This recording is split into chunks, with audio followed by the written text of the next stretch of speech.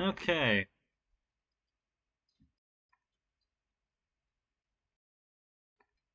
What do we got next here? Samurai Jack.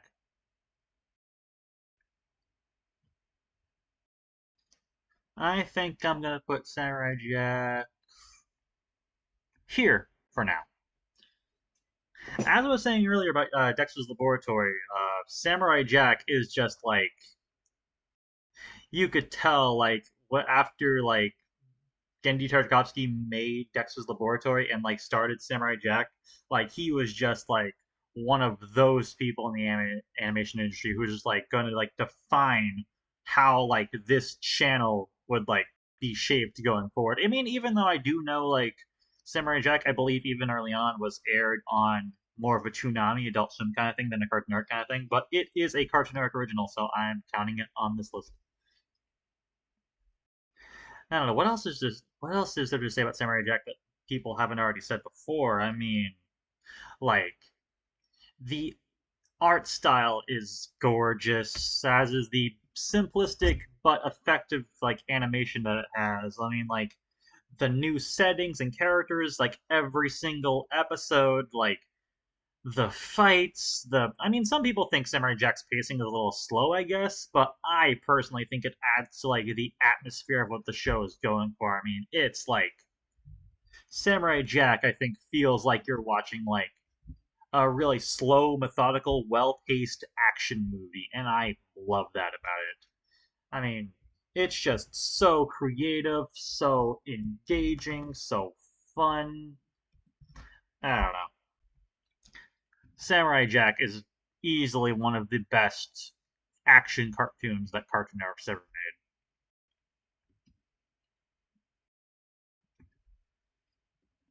made. You know what? Justice League's up next. I honestly don't really know where to draw the line between Justice League and Justice League Unlimited. So I think I'm just gonna drop Justice League Unlimited in the this category to the side, just to not bloat the list, and just rank Justice League by itself for now. So about Justice League. As I was saying earlier with Batman the Animated Series and how it led to this new era for action cartoons in the DC universe, I feel like Justice League is one of the really good follow examples of that. Like, of course, you have Superman and Batman from containing their incarnations from Batman the Animated Series and Superman the Animated Series. But then you had all the additional wider DC characters surrounding them, in the Justice League, Wonder Woman, the Flash, John Stewart's Green Lantern, Hawkwoman, Hawk Girl. I don't know. I feel like there's quite a few episodes of Justice League that I think about. I haven't seen a ton of episodes of Justice League, but some of the ones I have seen, uh the one I think was called For the Man Who Has Everything, which is the one where Superman got to see an alternate timeline from when he was a kid, and if Krypton wasn't destroyed, and that was legitimately kind of heartbreaking. I thought it was really emotional episode, and the episode where Batman talked to that girl who was a part of the I think it was called the Royal Flush Gang, and he had that heart to heart with her on the swing set. I don't know, it's just some really good stuff. I don't think from what I've seen, I don't think I like it as much as Batman the Animated Series, but I definitely put it right below it, at least. Yeah. Okay, Totally Spies. Totally Spies. I'm gonna also put in the I think I'll put it in the top of like tier for now, because even though I don't know, Totally Spies is one of those specific shows where you get a lot of different opinions from different people on it. Some people think it's just I don't know, really weird and doesn't hold up that well, and it might not. I don't know. I actually haven't seen the show in a very long time, but I used to watch it all the time when I was younger, and I just remember really enjoying the main characters. I mean, this is also at that point where anime influence was kind of taking over American action cartoons, and that was a note. I mean, no, Totally Spies is French, isn't it? Well, Western animation, I guess, started being taken over by the anime art style influence in the action department at this time. And I think Totally Spies is like one of the earliest examples of that. I honestly think, from what I remember, it was actually really fun. Like specifically, like I think the main characters like really played off each other well, and I think they were pretty fun characters. And who was their boss's name? I think I forgot what the boss's name from Totally Spies was. I don't know. I remember him liking him as a character as well. I think he was like an interesting leader for the team. Yeah, I guess I don't really have a lot to say about Totally Spies, but I do remember enjoying it, so it's going there for now.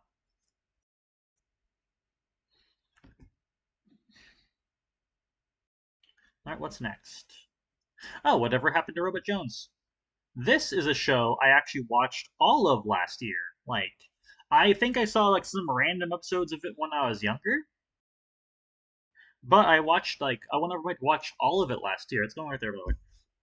And I think it's actually a really clever, like a really charming, just like time capsule of a cartoon. I mean, I obviously like from the art style that you could tell it's like inspired by things like Schoolhouse Rock specifically, like that kind of art style, like that 70s ish animation art style. I don't know. And it's just like it just I don't know. I don't think the anything about it was like it's not like one of my favorite cartoons of all time. And if I'm being honest, I don't think I really like paid attention to it all the time when I was watching it because I think the main reason I really liked Robot Jones is because I just like the vibes of it. It's just like a nice, chill, charming cartoon to like just vibe out with. I also do like some of the other episodes, like Robot Jones specifically. Like specifically, I think my favorite episode of the show is the one that talked about gender specifically. Like, and like, oh, Robot Jones is like, do I hang out with the boys or girls? Which bathroom do I use?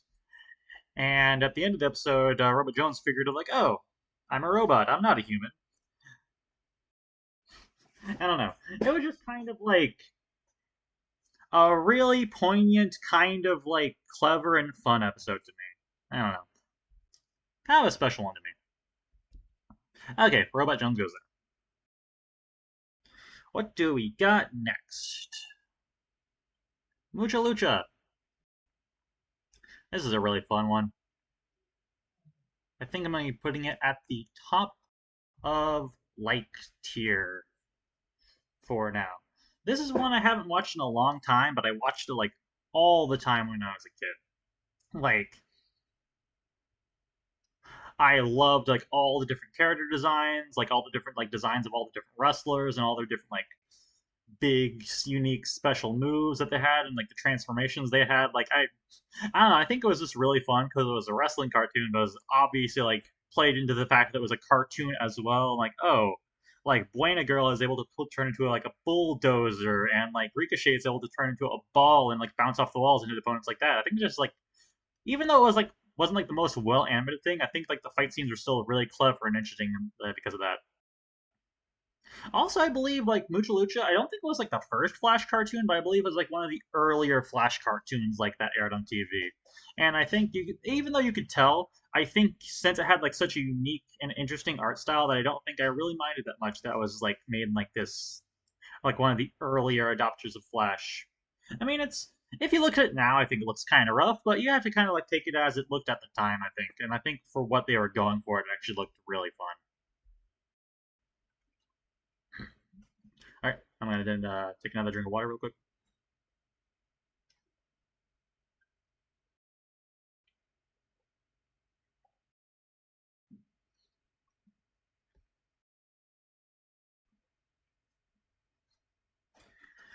All right, what do we got next? Next up, we got What's New Scooby Doo. This one I used to watch quite a bit when I was younger as well. But being honest, I do enjoy the show, but it's not one of my favorites from the channel. I think I'm gonna put it probably right here. If I'm being honest, it's a good show for what it's going for, but for what it is, it kind of just feels like more Scooby Doo, which isn't necessarily a bad thing. But if I'm being honest, I think the reason why most people really remember the show and really like it is because of the theme song. I legitimately think What's New Scooby Doo has like one of my favorite like cartoon theme songs like of this era. It's just a really good theme song. And like it's like the main thing going for the show. Not the only thing, but like that's what I remember from it at least. What's next? Baby Looney Tunes. I remember watching the show a lot when I was younger, specifically like when I had like days where I was like sick from school when I was younger. And when it came on, I watched it. But if I'm being honest, I would really, I just mostly watched it because I'm like, oh, I turned on Cartoon Network because that's my favorite channel, of course, and like that's what was on, and I watched it. I mean, it wasn't terrible or anything, but I was gonna say it was okay. It just felt like the Looney Tunes, but kind of like more child friendly, I guess. I mean, I think Looney Tunes is already something that's relatively appropriate for all ages. This kind of just like felt like it was like kind of like aging that down even more, and I'm not sure if I was a big fan of that. Even though I don't think it's necessarily bad, I think it's fine for what it is. I just don't really have much of anything else to say about it.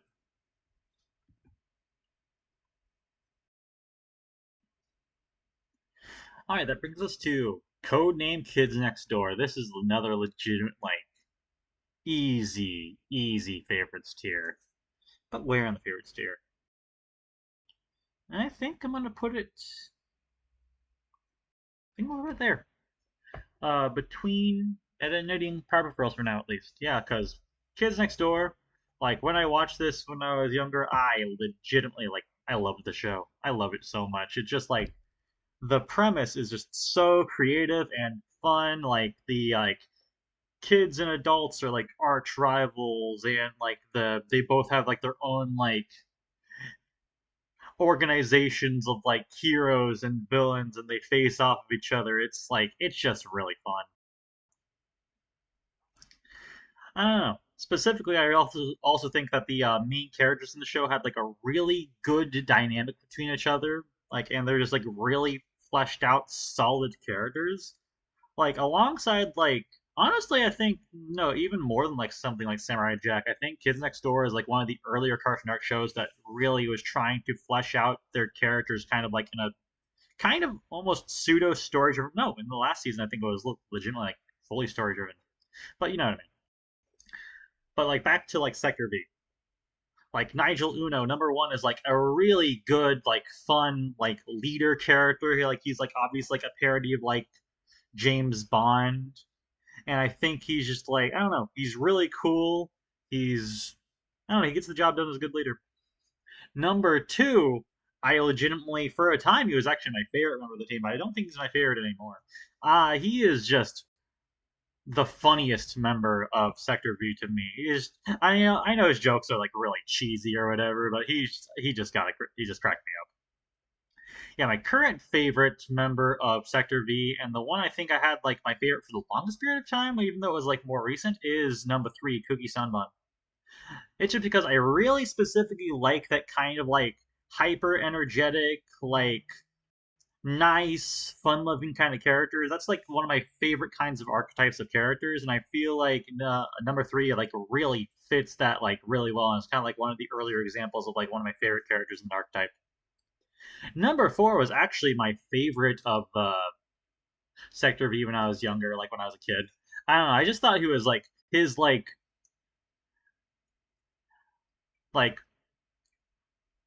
rude and like kind of like rough and tumble nature is like really entertaining me. I mean, I still really like number four as a character. He's just not my favorite anymore. But I specifically just think he's like really funny. Kind of like he's like thinks he's like yeah he is kind of strong like in some certain circumstances. But I think he's like he thinks he's like stronger than he is, and he gets it over his head. I don't know. I think it's just kind of a funny kind of like dichotomy for the character. And then number five, I think is also just like legitimately a really great character. Like she's probably honestly the coolest character of any of the ones in this group, and is probably also like the most level-headed, the most prepared. She's I don't know, she's great. I don't know. I could say a lot more about Kids Next Door, but I don't want like every single segment and every single cartoon to be overly long here. So I'm just gonna say Kids Next Door, genuinely fantastic, one of my favorite cartoons of all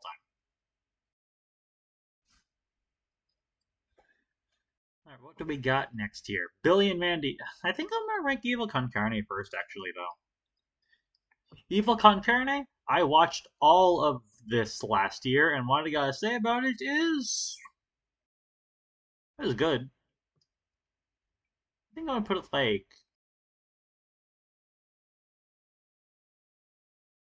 here. I'm just gonna say I think that Evil Con Carne does have some fun characters and interesting ideas, but I could legitimately see why uh, Billy and Mandy went on for a lot longer than it. I mean, my favorite character in the show was General Scar when I was watching Evil Con Carne, but when I was younger, I just thought General Scar was a Billy and Mandy character. But I could perfectly see why now they decided to bring General Scar over to Billy and Mandy because he was like the funnest and most interesting character from that show. So they would basically bring the best part of that show to Billy and Mandy anyway. So I guess there is no really a reason for Evil Con Carne to run by itself. I don't know. I feel like Evil Con Carne is a good show, but I feel like it's just better as a companion piece to Billy and Mandy more than anything. Speaking of which, The Grim Adventures of Billy and Mandy. One of my also one of my favorite Cartoon Network shows of all time. That's I think I'm putting that here. Like below Ed and Eddie but above Kids Next Door, that feels about right. Like this is like when I was a kid, I think Billy and Mandy was my favorite cartoon of all time. I don't think it is anymore, but when I was younger, I really enjoyed it. It's just really funny, really clever, really interesting. It was like one of the more spooky and like macabre cartoons of the time, and I think I really appreciated that as a kid. And like the characters are just really funny. Like Billy being this like really good comic relief and has like a lot of lines that like to this day just would make me laugh ever to hear them. Mandy being like this like legitimately like kind of like stoic, terrifying little girl who is just like such an aura of like I don't know power around her. It's crazy for a character like her to have that kind of aura around her, but it's there. I don't know how to explain it. She's just really intimidating. And then my favorite of the group is Grimm. Grimm is just I know he's like literally death, but I think he's actually a pretty well fleshed out and interesting character. He's just really funny, really like you think since he's the Grim Reaper he'd be really good at his job, but he really honestly isn't. And I think that like kind of adds to the joke of the series. I mean, legitimately at the beginning of the series, he lost a game of Limbo to two children who just tricked him. I don't know. It's a really clever and funny premise, and it made for a really funny, clever, interesting show. I mean, if you think about like some of my favorite episodes of that show, like Little Rock of Horror, where it was like the musical number with the meteor eating everyone's brains, and like the episode where they had to take Grim to court for like to see who was the keeper of the Reaper. That was like another one I really remember liking. I don't know. Billy and Mandy is just a really fun show. I love it. What's next?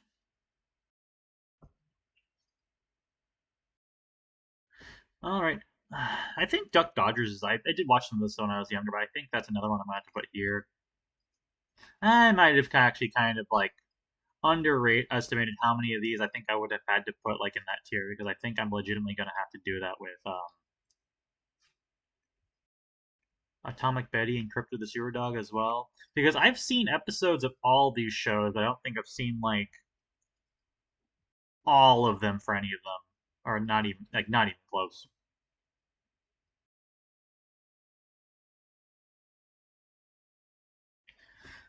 All right. Yeah, I think I'm also gonna rate all the Ben 10s together, so I think I'm just gonna put Alien Force, Ultimate Alien, and Omniverse up here. Now I'll leave 2016 as separate, I think, for Ben 10. But okay. back to what I was actually the main point of discussion right now, which is Teen Titans. Legitimately, also one of my this I think to this day I've seen like a lot of DC cartoons over the years. But I think legitimately to this day I think Teen Titans is still my absolute favorite of them. I think I'm putting it at the top of love tier. I don't know. It's just like to me when I was younger, like I would like watch like almost anything Cartoon Network aired, which include like a lot of different like action shows at the time, which I enjoyed a lot of them, like Totally Spies and stuff. But I feel like even when I was younger, I could notice like Teen Titans was like a cut above like all the other like action shows around it because it felt like it had like I don't know a lot more like interesting characters and like an overarching storyline to it, which some of the other shows did as well. But like Teen Titans is like special in that regard because it was like one of the first ones that I remember like doing that like really well. And I guess when I was what I was saying about like Totally Spies, like that a lot of like these action cartoons from like the mid to like early 2000s are like very heavily anime inspired.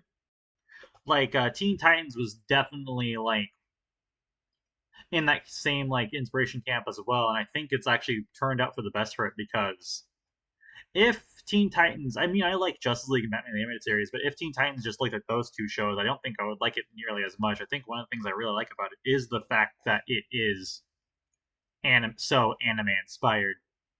I mean, that's not the only thing though. I think the characters like really great and memorable and well fleshed out, and it was actually like the action was really good. The writing was like really solid. The story, like the overarching storyline, was really compelling. Like the stuff with like Slade and Trigun and Brother Blood and stuff like that.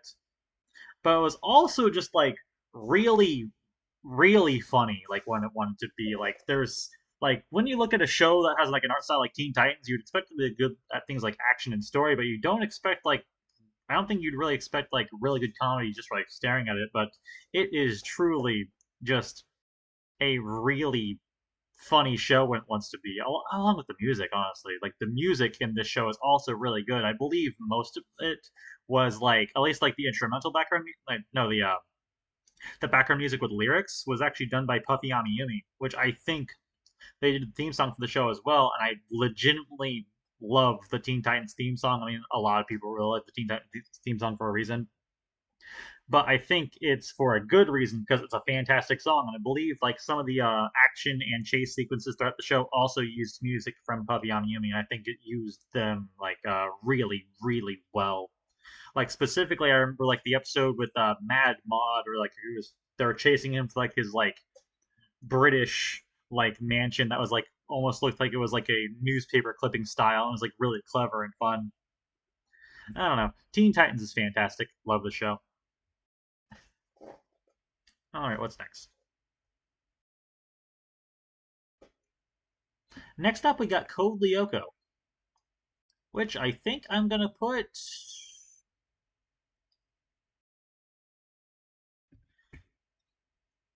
above Robot Jones, below Mucha Lucha, I believe. Code Lyoko, as I was saying, with like Totally Spies and Teen Titans, is like another one of those shows in like the anime influence, like that was going on in action cartoons at the time. This one I watched a lot when I was younger. I haven't actually watched it very recently. This is mostly just going from memory for me. But I remember really enjoying it. Specifically, I really enjoyed like the dichotomy between like the traditional animation when they're in the real world and like the 3D animation when they went to the video game world, and like I don't know. I just remember it being like really I remember it like being fairly compelling to me, like story wise, but I honestly can't really tell you what the overarching story of it besides trying to like beat the game and I think also save.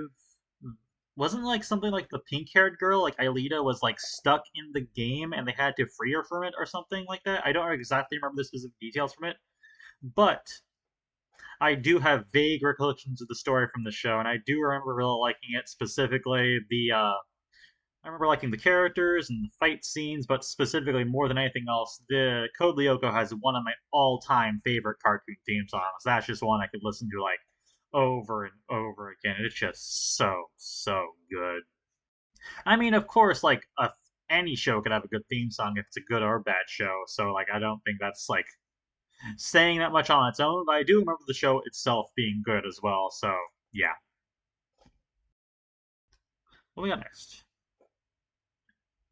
Next up, we got Shaolin Showdown, which I would legitimately say,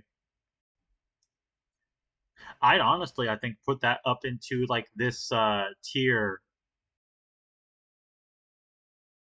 Yeah, I think into this tier for Shaolin Showdown. Uh, I don't know. Like, of course, it's like another. It's not as like it's kind of anime inspired, but it's just like not as like direct, like obvious, like as something like Totally Spies or Teen Titans. But I believe it is still an anime inspired like action cartoon for Shaolin Showdown. This is another one I really enjoyed when I was younger and haven't actually seen in a very long time. But I don't know. From what I remember, I actually remember really enjoying it. This show is just like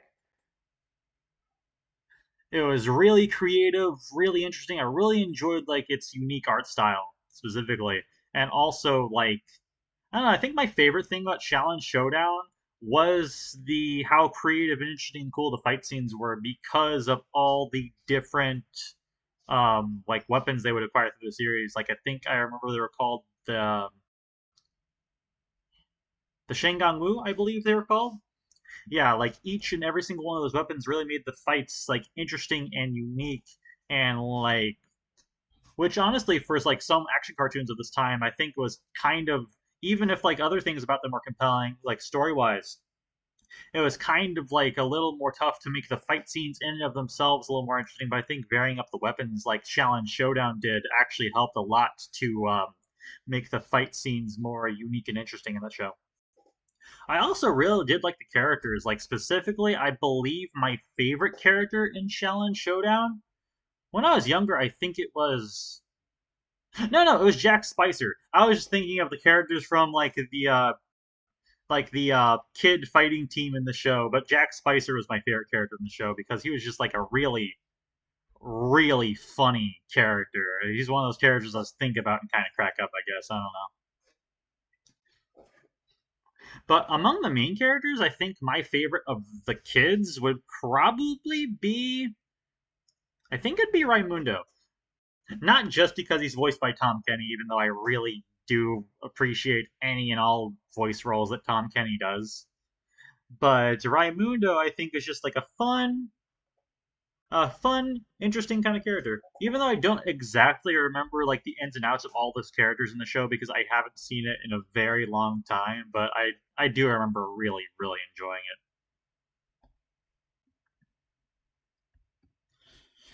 All right, what's next? Megas XLR is going to be an interesting one because I have seen a couple episodes of the show. I should really see more of it, but if I'm being fair to what like all the other things I've been putting in this category, I do think I should probably put Megas XLR in here as well. Even though, from what I remember seeing from it, it was like a couple of episodes only, but I do remember really enjoying all the episodes I saw from it. I just need to watch more of it. Next up, we got Foster's Home for Imaginary Friends.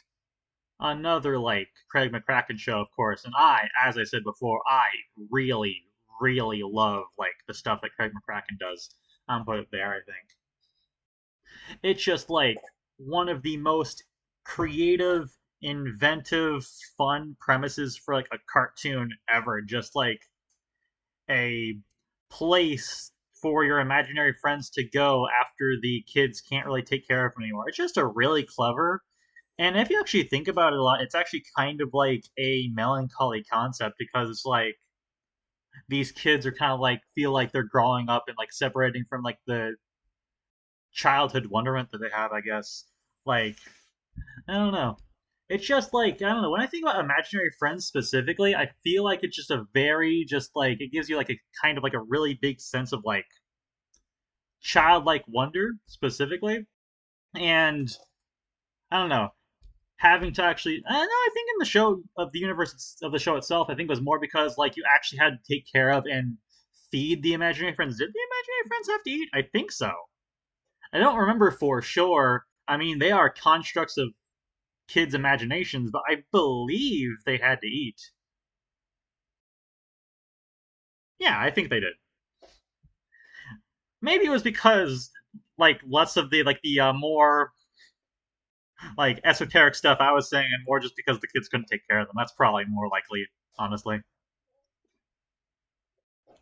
Yeah. Anyways, I legitimately love this show as well. I mean, I wouldn't put it in my favorites tier, honestly, but I think I would put it at the very least for the top of this tier for now because I do really love like the art style, the animation, like the characters, like everything about this show, I think is just really, really good. Except for one fairly big element of it. I think you probably, if you know anything about Foster Stone from Imaginary Friends, you know what I'm just about to say. Blue. I I think I like Blue as a character. I mean, of course, this is another show I haven't seen in a very long time, but I did watch it like all the time when I was younger. I don't think I ever saw every single episode of it, but I've seen the vast majority. And Blue, I think he can be a funny character and kind of an entertaining character, but I don't think I like him very much, if I'm being honest. I mean, I don't hate him, but he definitely sometimes did feel like he kind of weighed down the show a little bit. That's like the main reason why this show isn't in the favorites tier like those other ones is because of Blue. But beyond that, I don't know. I think the other characters like Wilt, Eduardo, Frankie, like there's like a lot of other characters in the show I really, really legitimately love. And of course, I said before, like the concept of it was like really, really clever and fun as well. I don't know. I don't hate Blue, but he just kind of like weighed on the show a little bit, I think. So yeah, I think that's a good placement for that one. All right, what's next? Hi, hi, Puppy Amiyumi. This show, I know a lot of people have like a lot of different opinions about Hi Hi Puppy Amiyumi. How a lot of people say it's like, oh, it's just like really cheap flash. It's not that cleverly written. But I don't know. I did rewatch it like a couple of years back, and I could see what some people are talking about. I don't know. I guess I could say it's a really big guilty pleasure of mine. It's just, I think it's more than anything else. It's just like the music in this show I really loved, of course, by Puffy Amiyumi, the band in real life, but also just like the main two characters. I mean, I don't really remember exactly like the writing quality of the show or how people like would say like the writing wasn't the best or anything about it, but I do remember really, really enjoying like the personalities and interactions between the two main characters, Ani and Yumi. I think they're a lot of fun. Like it's an easy dichotomy, but it's like an effective one for a reason. Like the nice character and kind of like the more like mean character learning to get along. It's a very classic, tried and true character dynamic, and I think Ami and Yumi both do it really well. Also, I just really like their character designs. I think their character designs are legitimately fantastic. Not a lot to say about Hi Hi Puppy on Yumi, I guess, but I do like it. I do like it. All right,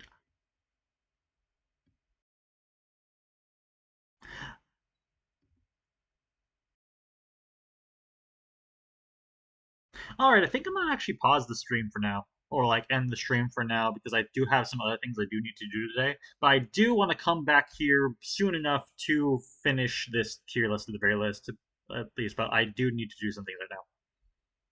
All right. Bye for now.